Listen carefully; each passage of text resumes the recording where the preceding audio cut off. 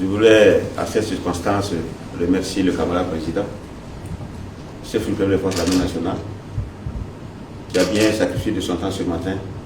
D'abord, qui a bien voulu m'élever à ce rang de général de division. Donc, toute ma reconnaissance, toute ma gratitude envers le camarade président du FASO, chef de l'État, chef suprême des forces armées nationales, et qui, en plus de cela, ce matin, a bien voulu sacrifier son sang pour me porter ses galons. Alors, je prends ça sous deux facettes. D'abord, c'est une preuve de confiance renouvelée à ma modeste personne pour la conduite de la mission qu'il a bien voulu me confier. Et aussi, je prends ça comme étant un rappel à encore mieux faire. Beaucoup de choses ont été faites depuis ces 3 ans. On a reconquis beaucoup de territoires, de localités. On a ramené beaucoup de populations à leur village. Sur le plan du développement, le camarade président a fait beaucoup de choses. Parce que le combat qu'il mène, ce n'est pas seulement sur le théâtre de bataille pour la reconquête du territoire, mais il mène un combat global sur tous les plans de la nation. Tout ce qui permet à la nation de vivre, d'avancer, de progresser, il est là-dessus. Et c'est le premier soldat de cette guerre. Je vais vous avouer beaucoup de choses.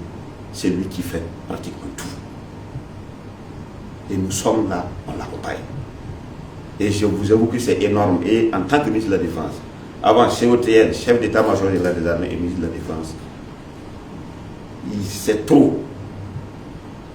Donc, j'exhorte tout le monde à redoubler davantage d'efforts. Tous ceux qui sont ici, qui ont l'occasion de m'entendre, à ce qu'on redouble beaucoup d'efforts pour le soutenir, l'accompagner et l'aider pour que véritablement le sacrifice qu'il a accepté de faire, sacrifier sa jeunesse. Nous sommes des anciens.